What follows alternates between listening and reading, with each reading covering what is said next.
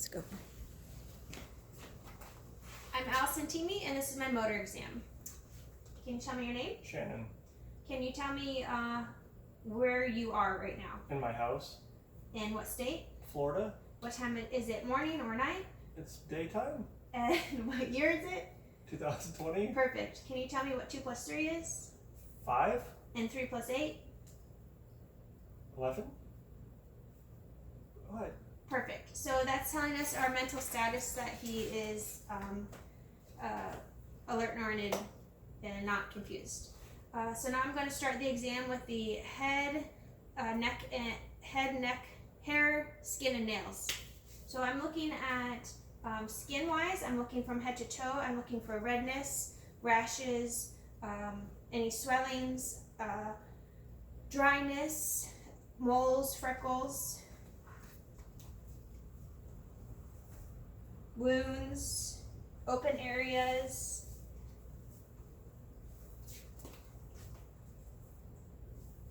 I'm going to check him for tuber. I'm looking at the hair distribution on his body to make sure it's even from right to left and top to bottom. That can tell you about circulation. And then I'm going to palpate his hair, his scalp hair. I'm going to look first at the hair and make sure look at hygiene. Is it thinning? The color? Is it the texture? How's hygiene? If he's washed it, if there's flakiness. Looks good. I'm going to then palpate the scalp, looking for masses or anything that can't be seen underneath, lumps or bumps. Everything feels good there. So now I'm going to palpate the face. So I'm going to check his sinuses. I want you to tell me if anything is uncomfortable or tender here. No. Okay. And then I'm going to check his TMJ joint. Then open and close, open and close. Now I'm going to check the spinal accessory number 5, and that's going to be keep your mouth closed together like that, and go ahead and clench your teeth. Good. I'm looking for engagement in the masseter muscle, and that I can feel that there. Now I'm going to check the sensory function, so I want you to close your eyes for me. And when I touch your face, I want you to tell me if you feel it. Yes. Yes. Yes. Yes. Yes. Yes. Yes. Yes. Perfect. And now I'm checking cranial nerve number 7. So what I want you to do is raise your eyebrows high for me. Good. And relax them. And then I want you to close your eyes tight. Good.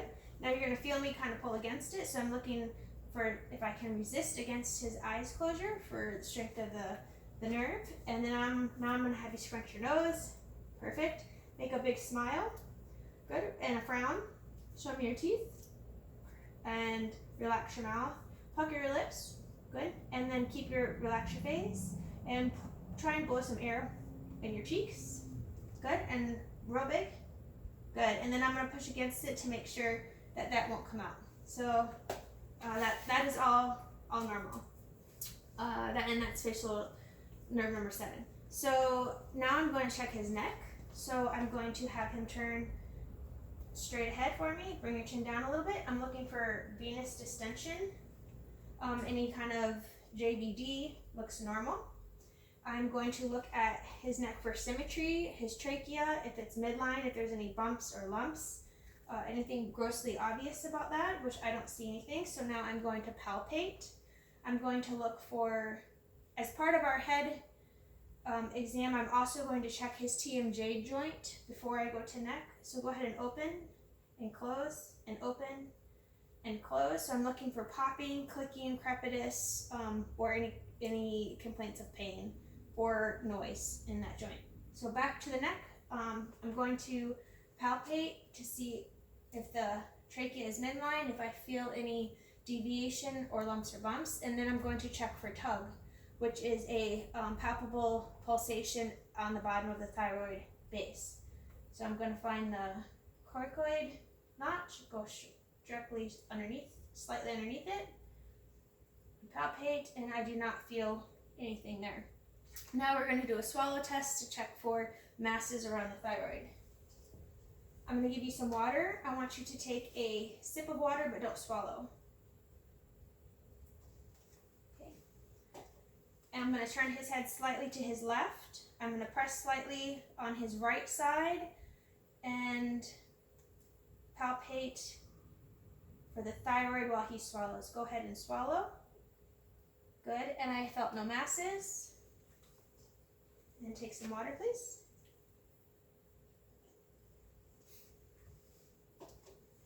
And turn slightly to the left. And I'm going to press slightly on his head's to the right. I'm going to press slightly on the left. Go ahead and swallow. Good. And I felt no masses there. Lastly, I'm going to check the lymph nodes, all 9 areas. So I'm going to start at the occipital. I'm going to come around to the post-auricular, preauricular, tonsillar. Relax your chin down a little bit, or whole head down a little bit. I'm going to the submandibular, or submental, submandibular. Now I'm going to look at the post-cervical, and then anterior cervical, I'm going to do individually.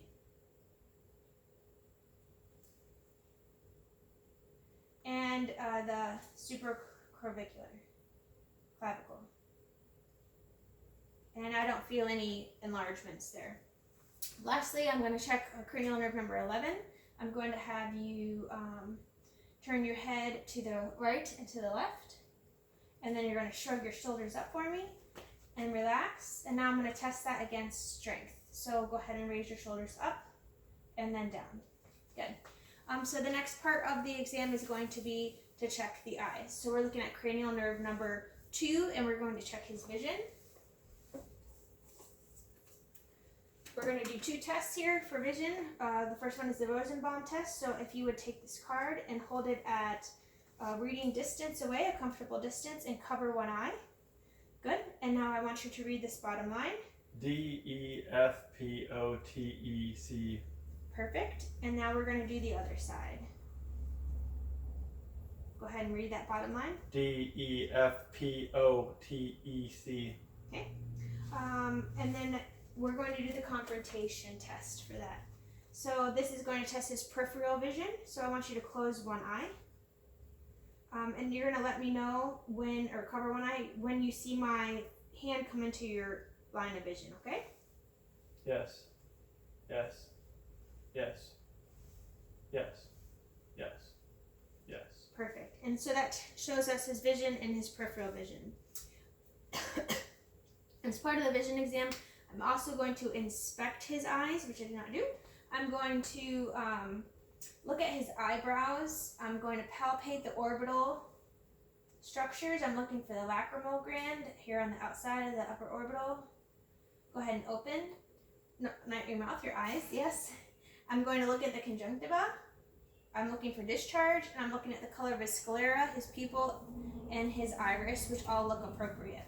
Our second area we're going to look at, our second and third, the next 3 areas are testing for the 3rd, 4th, and 6th cranial nerve. So I'm going to look at balance, coordination, and pupil response. So for balance, let me just get my balance. We're going to check his corneal reflex. So go ahead and look straight ahead at me. And what I'm doing is looking for corneal light reflex.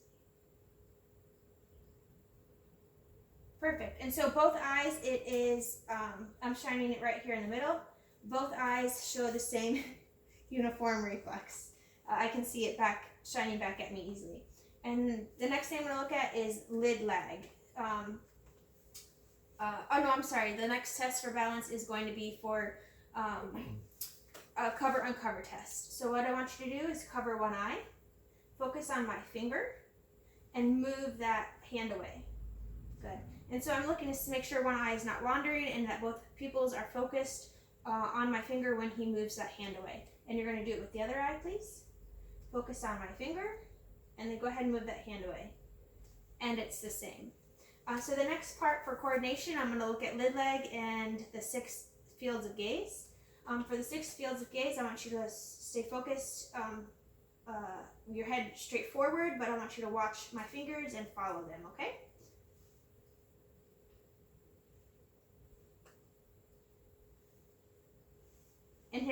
eyes are able to follow my fingers and stay together as they do that. And the next portion for that is going to be lid lag. So I'm going to have you do the same thing.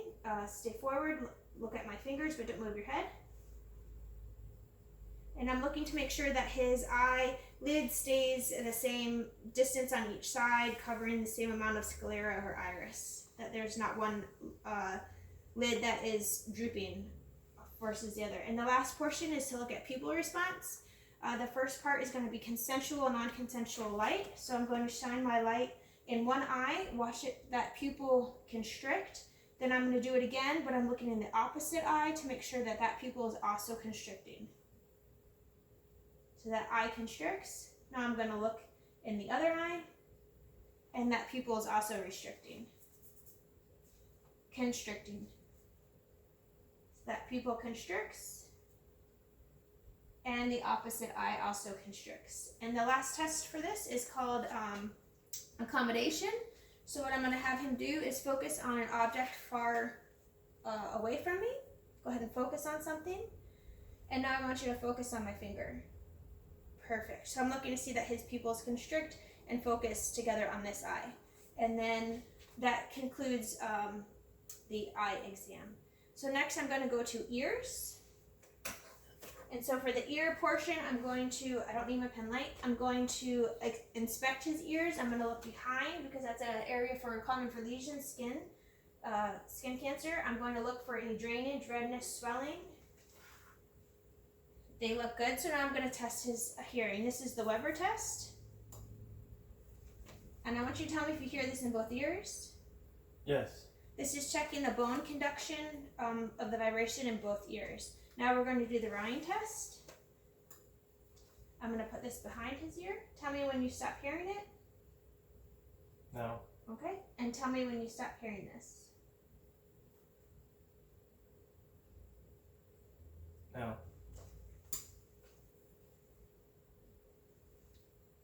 No. And when you stop hearing it.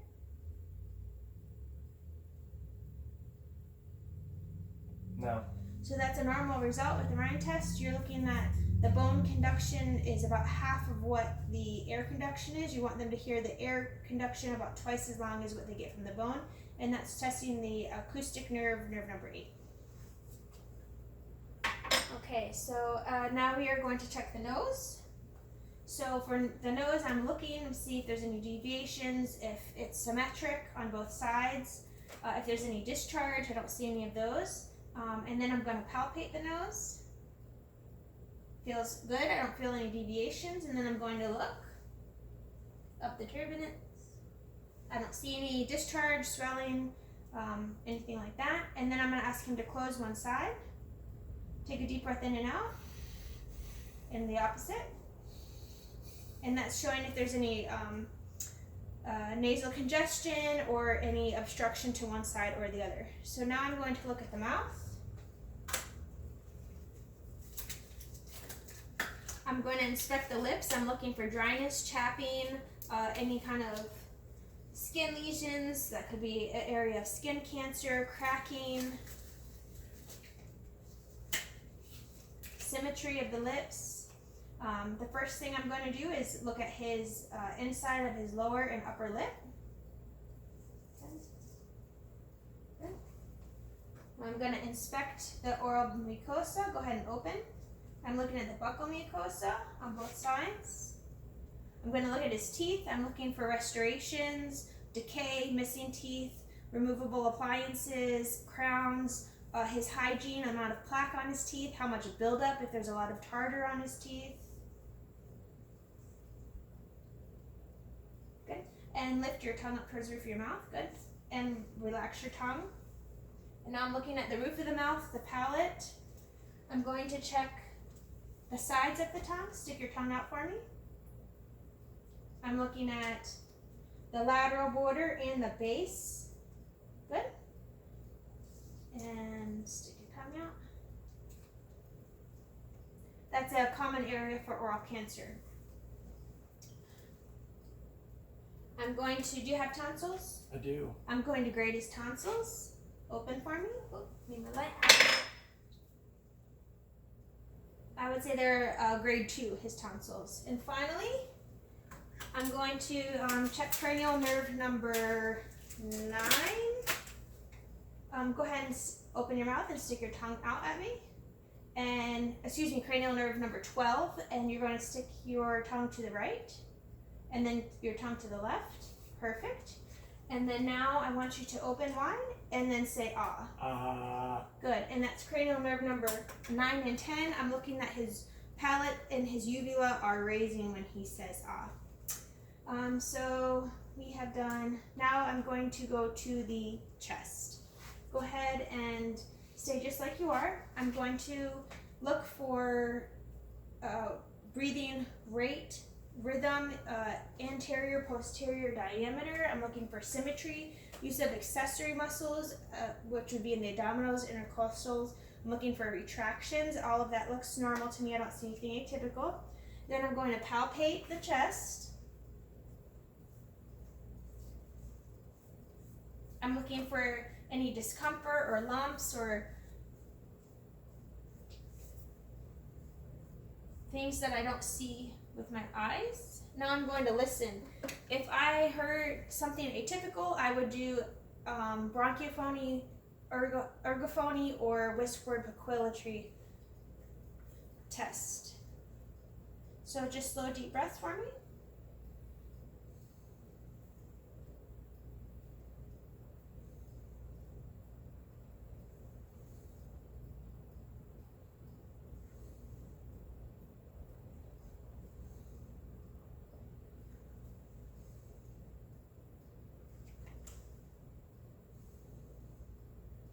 And those are all advantageous breath sounds. Now, if you would turn around for me to with your back faced this way. Good. And so inspection, the back is looking for the same things on the front, which I don't see anything. Everything looks normal and healthy. So now I'm going to palpate. I don't feel any lumps, bumps, anything asymmetric. I don't see any asymmetric moving. And now I'm going to palpate tactile fremitus. So I'm going to ask him to say 99. 99. And I can feel the vibrations to his back, which is a normal finding. Now I'm going to do thoracic expansion. Go ahead and take a big deep breath for me. And close. And big deep breath. And my hands are coming apart equally, so that's normal and symmetric. Now I'm going to listen.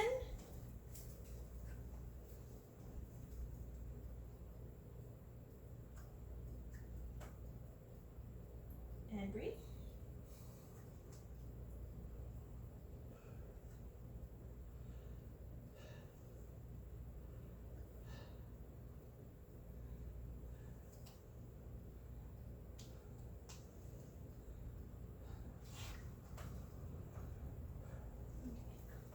Good, and that is all normal. So now if you would just swing your legs back around for me, but stay sitting. Thank you. We're going to inspect the heart. The 5 areas of inspection for the heart are going to be the aortic, which is the second intercostal space just right of the sternal border. The pulmonic, which is the second intercostal space just left of the sternal border. The Erb's point, which is the third intercostal space just left of the sternal border. Tricuspid valve, fourth intercostal space left of the sternal border, and the mitral area, which is the midclavicular line, fifth intercostal space. Midclavicular line, fifth intercostal space. Go ahead and lay down. So now I'm going to inspect that area. I'm looking for pulsations, heaves, lifts, which I don't see anything in that pericardial area. And now I'm going to palpate this. I'm feeling for any thrills, heaves, pulsations, lifts in the chest area, which all feel normal. I'm going to auscultate these areas.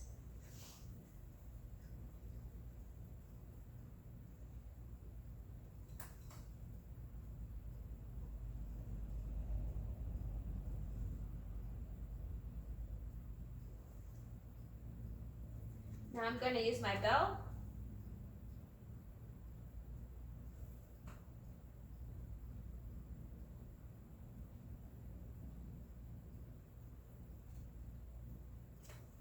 I do not hear any murmurs. If I heard a systolic murmur, it would be after S1. If I heard a diastolic murmur, it would be after S2. The S1 sound is the closure of the mitral and tricuspid valves, and S2 is closure of the aortic and pulmonic valves. So now I am going to inspect and palpate for the vessels, and I'm going to start off on the temporal. So I'm going to palpate the temporal arteries and then the carotid one at a time.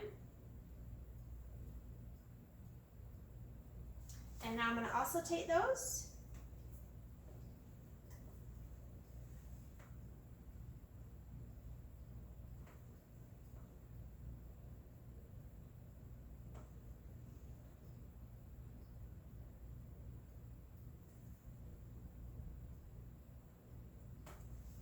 And I don't hear any bruits or anything atypical with those. Heading down the body, I'm going to look at the brachial, which is so you can see in the camera here, is right up in this portion of the arm. The radial. Brachial would be right in here. And radial. Popliteal behind the knees. And for the sake of the camera, dorsal pedis is here on the top of the foot. And then distal tibialis behind the ankle. Oh. Dorsal pedis and distal tibialis. Okay, and now I'm going to go down to the abdomen. So on inspection of the abdomen, I'm looking for symmetry, I'm looking for peristalsis, I'm looking for aortic impulse here, I'm looking at the umbilicus if it's midline, and symmetry. So that looks fine. Before I palpate or percuss, I'm going to auscultate.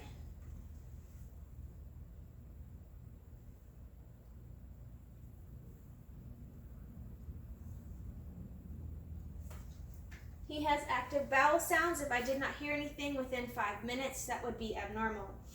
So now I'm going to percuss. I'm going to look for tympani and most of them.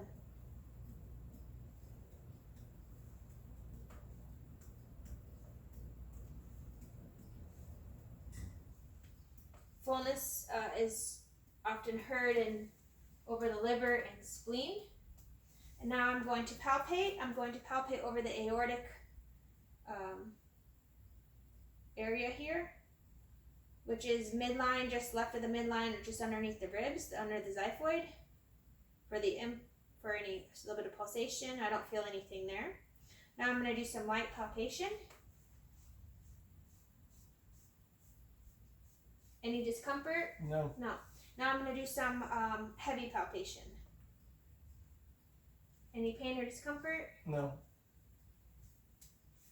Now I'm going to check for the liver. So I'm going to wrap my fingers up underneath the rib cage here and then ask him to take a deep breath. Deep breath. One more time. As he breathes, sometimes the liver can be pushed down. I don't feel it though in this area. So now I'm going to check for the kidneys. I'm going to come under here in the flank area with one hand. And then normally I would go around to the other side of the bed, but because I can't do that on this bed, I am going to reach over the patient. And I don't feel the kidneys either.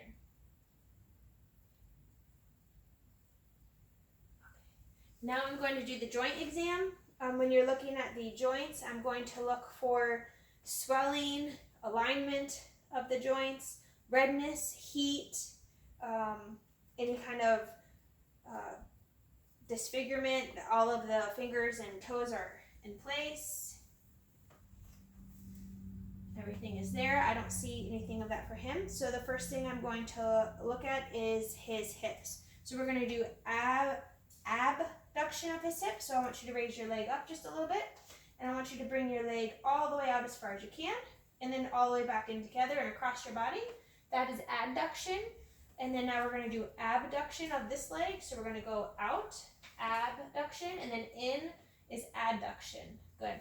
Now we're going to do flexation of the hip. So I want you to bring your knee to your chest and out. And this one, in and out, flex and extend of the hip. Now we're going to do external rotation. So I want you to bring this knee to this foot to this knee and let your leg fall out. That is external rotation. Bring it back up and then put that foot right there next to that knee. Good. And then if you can, let that knee fall in. And that's internal rotation. We're going to do that again with the other leg. Bring that foot over here. Good. And let your leg fall out. That's external rotation. Bring your foot down here and bring it in. And internal rotation, which is a little bit limited for him. Go ahead and bring your leg down. Now I'm going to test strength. So I'm going to push against a little bit of resistance here. Bring your leg up for me. Good. And then down. Excellent. Bring your leg up and down. Okay. So now I'm going to have you swing around here for me and sit up if you would. Now I'm going to check range of motion for his neck. So I want you to tilt your chin down toward your chest a little bit. That's flexation. And then look up towards the sky. And that's extension. Good. I want you to rotate your head to the right and then to the left. Excellent. And then touch your ear to your shoulder. Good. And then I'm going to test him for strength. So push against my hand. Good. And then push again against my hand. Perfect. We're going to go down to the shoulders. So the first test is going to be abduction. So I'm going to have you bring your arms out. So kind of out this way. And then up and behind your head. Cross your hands if you can. Good. And then we're going to abduct down, around in front. Good, abduction. Now we are going to internally rotate his shoulders. I want you to bring your arms behind your back and touch your hands at the low of your back. Good. Now we're going to do external rotation. Bring your hands up and behind your head. Good, that's external rotation. Go ahead and relax your shoulders. Now I'm going to test him for strength. So bring your arms up. And then just press up against my hands a little bit. Good. And down. Excellent. Now we're going to test his shoulders for a range of motion, his elbows for range of motion. Go ahead and flex your bicep up. Good. That's going to be elbow flexion. And then bring your arm straight and extension. Same thing on this side. Bring your up and then down. Excellent. Flexation and extension. And now we're going to check, this is supination with the palms up. And then palms down is pronation. And for this one, palm up is supination, palm down is pronation. Now I'm going to test for strength. Go ahead and bring your arm up toward your body and push. Good. Do the same thing. Bring your arm up and push. Excellent. Now we're going to go down to knees. I'm going to have you bring your, you're going to extend or flex your knee up. So you're going to, good, bring your leg up, good, and then down, and then for this leg, flex up and down. Now I'm going to test strength, flex, and good, and flex here, and extend, good. And then now we're going to do ankles, good. Actually, I'm going to have you step back just a little bit for me if you would. For ankle mobility, I'm going to have him dorsiflex and plantar flex his feet. So for dorsiflex, I want you to raise your foot up towards my hand, good. And then down, this is plantar flex. And then for strength, I'm going to have him do that again against a little bit of resistance. Up and down, and then one more time on your own, up and down, good. Now for feet, I'm also going to have you bring your knees together for me, good. We're going to check his extension, inversion, and eversion of his feet. So if you can, try and take the outside of your feet and point them down toward the floor, good. This would be eversion of the feet, and now you're going to do the opposite, but try and tuck them in inversion of his feet. Last but not least, we are going to check his wrist and his fingers. So for your wrist, I want you to flex your wrist, bring it down, and then bring it hyperextend. Good. And then for your fingers, I want you to do the same thing. Flex your fingers and extend. And for this hand, I want you to flex your wrist and extend. And good, hyperextend. And then same with your fingers, flex and extend. Now I'm going to check the strength by having him grip my hands. Good. And for the final portion of the musculoskeletal system, I'm going to have you stand. Good. And if you'll face the camera, I'm going to try and stay here in line of the camera. I want you to hold on to the bed if you need to for support. You're going to take this leg and extend it straight behind your body. That is hyperextension of the hip. And now if you'll do it with your other leg, excellent. Now we're going to check the vertebral column. If you would bend forward and flex, that's flexation. You can see it's limited. He cannot touch his toes. And now if you would hyperextend, meaning lean backwards. Excellent. Good. Keep your hips together and you're going to rotate to the right and then to the left. Good, which is also limited on both directions. And now you're going to just stay together at the hips here, but bend your upper body to the left. So that's lateral flexation and then to the right. Excellent. And if you would sit back down on the bed and just have your back to the camera one more time. As part of the posterior chest exam, I'm going to do the CVA, costovertebral angle palpation. So this is the test for tenderness here near the kidneys, right where the ribs and the spine come together. So please tell me if this is uncomfortable at all. No. Okay. Good. No. And when you're ready, go ahead and swing back around. That concludes my motor exam. I'm just going to check my notes and make any additions if I need to.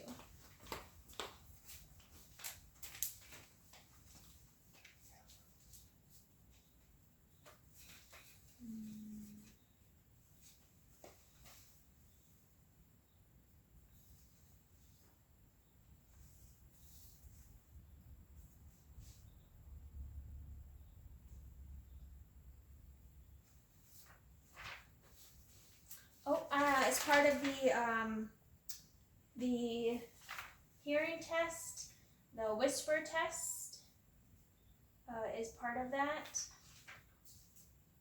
So for the whisper test, I'm going to whisper something and I want you to tell me what you hear. 1, 2, 3. 1, 2, 3. Perfect. Let me do one more different on this side. ABC. Perfect. Thank you.